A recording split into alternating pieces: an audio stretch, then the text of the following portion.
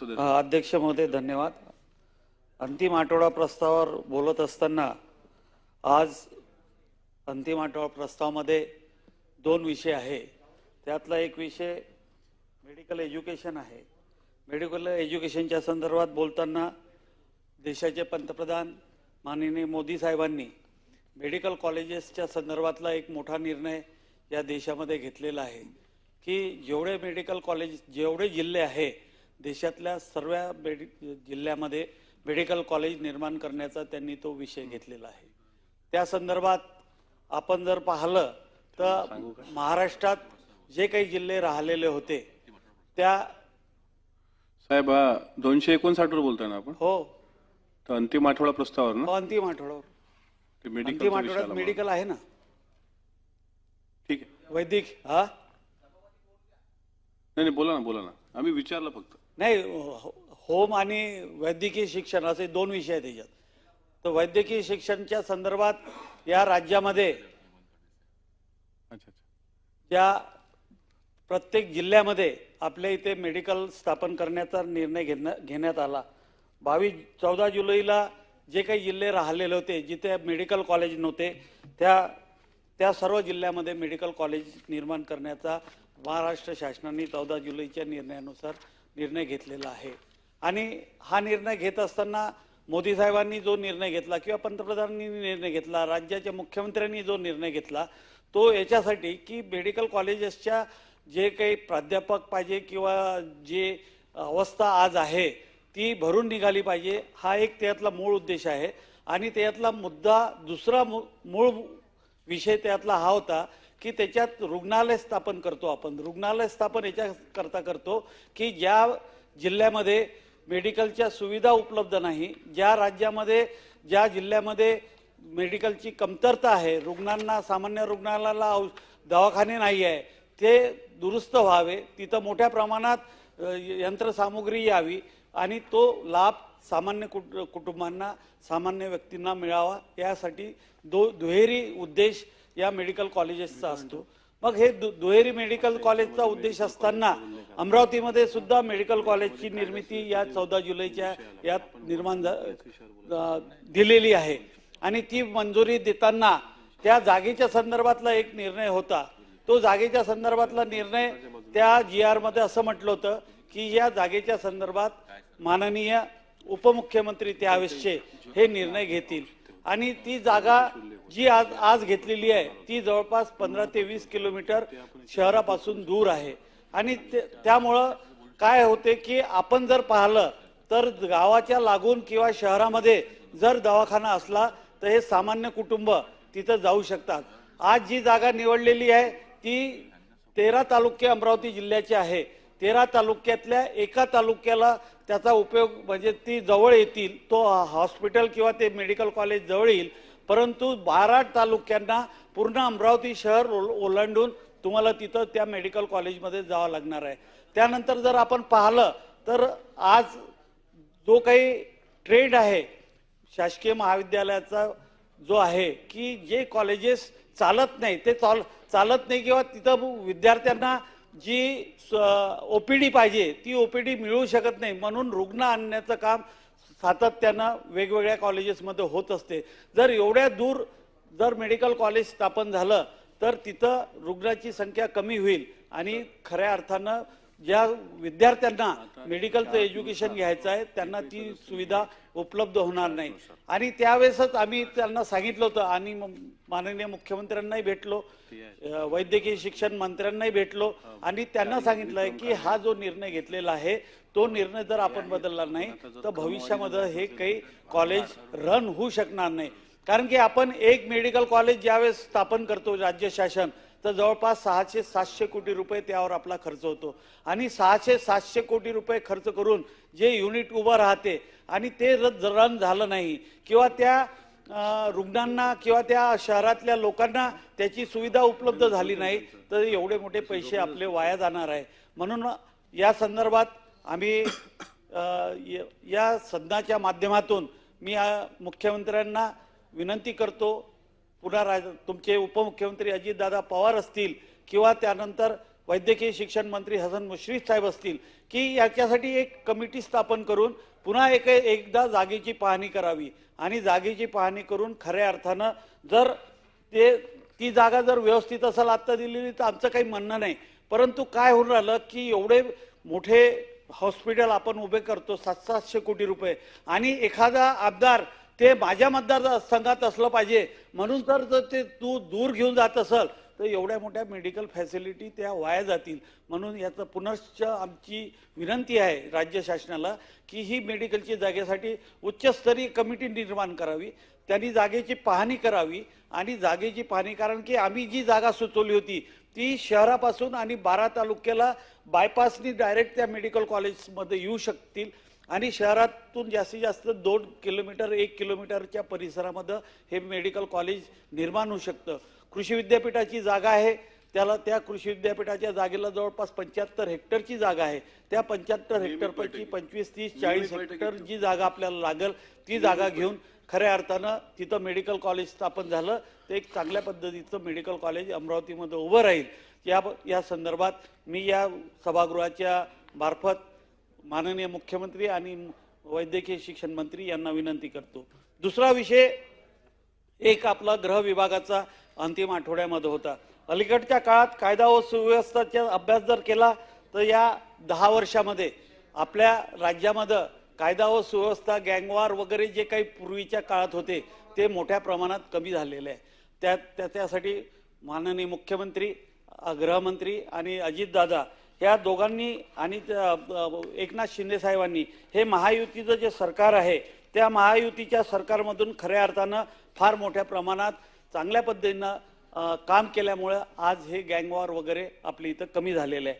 तसंच मुख्यमंत्र्यांनी स्वतः पालकमंत्री गडचिरोली मागून घेतलं। आपल्याला माहित आहे की देशातला गडचिरोली जिल्हा हा नक्षल जिल्हा म्हणून प्रसिद्ध आहे आणि तिथं जेव्हापासून आता नव्यानं ज्यावेळेस माननीय मुख्यमंत्र्यांनी गृहमंत्री म्हणून शपथ घेतल्यानंतर फार मोठ्या प्रमाणात नक्षलवाद्याचा पावलं उचललेली आहे। 2014 ते 2024 या 10 वर्षाच्या काळात नक्षलवाद्याकडून होणाऱ्या कारवायांना यश आलेले आहे। 2004 ते 14 च्या काळामध्ये 73% घटना कमी झालेल्या आहे। तसंच शेकडो नक्षलवादी यांनी शासनाच्या प्रयत्नामुळे शरणागती पत्करलेली आहे आणि राज्यात हा सर्वात मोठा एक 7-8 महिन्यात जो काही फरक पडलेला आहे त्यामुळे नक्षलवादाचा पूर्ण उच्चाटन होईल अशी परिस्थिती निर्माण झाली। राज्यात सायबर गुन्ह्यामध्ये फार मोठ्या प्रमाणात वाढ झाली असून राज्यातील लाखो नागरिकांची कोट्यवधी रुपयाची फसवणूक झालेली आहे। त्यासाठी राज्य शासनाने सिक्युरिटी यंत्रणा अद्ययावत करण्याच्या दृष्टीने पावले उचललेली असून या सर्व बँकांना त्याबाबतचे आदेश दिले आहे। असे गुन्हे भविष्यात होऊ नये याची दखल घेऊन महाराष्ट्र सायबर विभागाने कारवाई करणे सुरू केले आहे।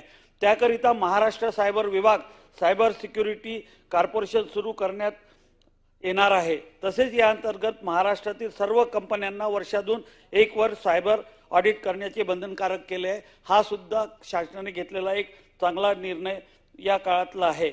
यामध्ये विशेषतः कोल्हापूर येथे 17 लाखाचा अलीकडच्या काळात राज्यात मोठ्या प्रमाणात अंमली पदार्थाची विक्री होत असताना आपल्याला दिसते। यामुळे राज्यातील युवकांचे आयुष्य बिघडत आहे। यावर नियंत्रण आणण्यासाठी राज्य शासनाने मोठ्या प्रमाणात मोहीम आखली असल्याचे दिसून येते। वेगवेगळ्या ठिकाणी छापे टाकणं चालू आहे, परंतु या मोहिमेला अजून चांगलं मूर्त स्वरूप देण्याचं गरज आहे। आपण जर पाहिलं तर अलीकडच्या काळात कोल्हापूरला 17 लाखाचा मुद्देमाल जप्त केला, त्यानंतर साताऱ्याला 22 किलो अंमली पदार्थ जप्त केले आणि 4 लोकांना अटक केली। त्यानंतर 200 कोटीचे अंमली पदार्थ आणि 1,60,000ची रोख रक्कम सुद्धा तिथे जमा करण्यात आली आहे। ठाणे जिल्ह्यात शीट डायगरमध्ये एमडी तस्करी करणाऱ्या गुन्हेगारांना कारवाई करून 25 लाखाचा माल जप्त केलेला आहे। त्यानंतर उल्हासनगरमध्ये 11,72,000चा एमडी जप्त केलेला आहे। नवी मुंबईमध्ये 1 कोटी 10 लाखाचा अंमली पदार्थ जप्त केलेला आहे।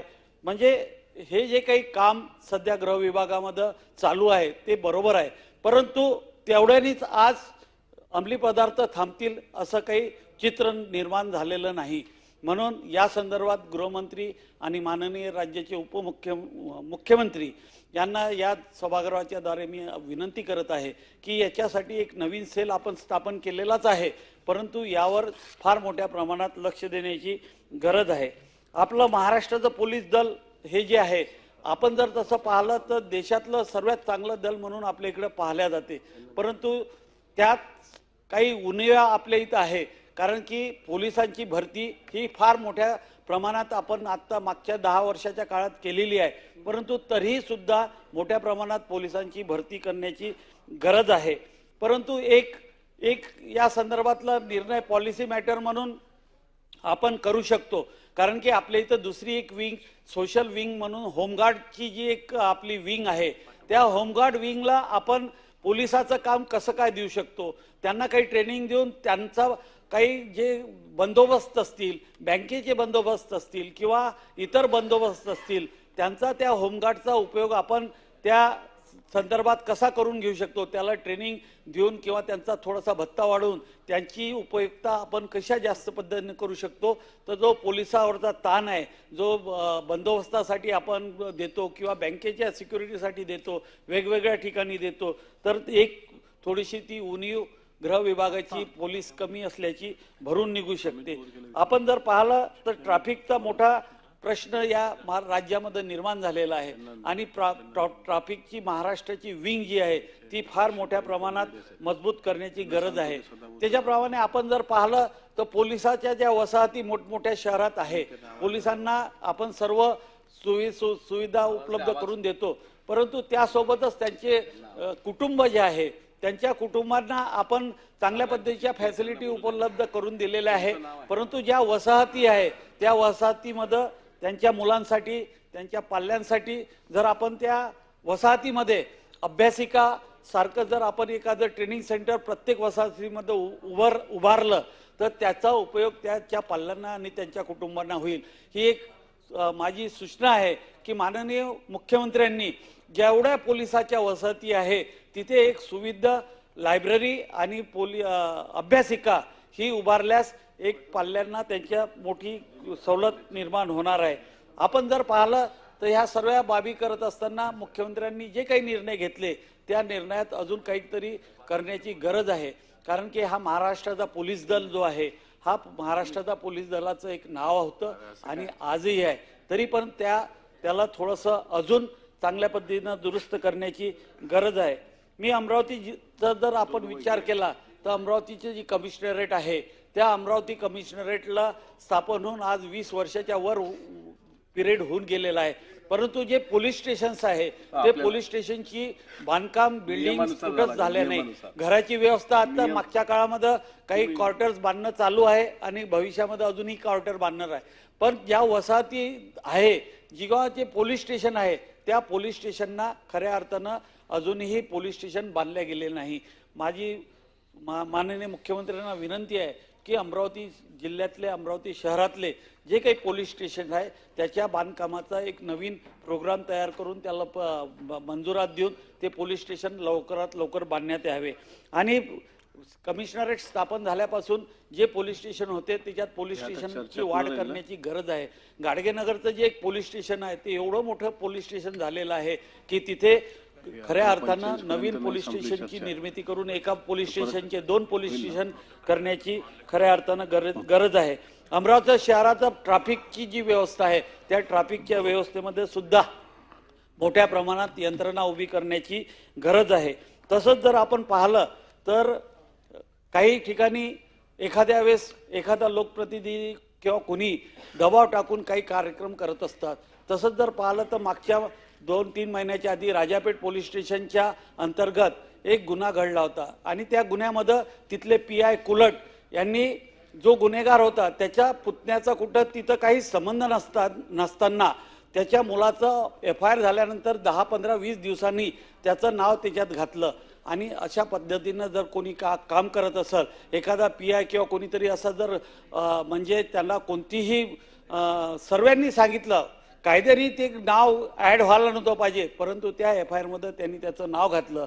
अशा पद्धतीनं जर दबावाखाली जर कोणी काम केलं तर त्यांना त्याच्यावर कारवाई करण्याची गरज आहे.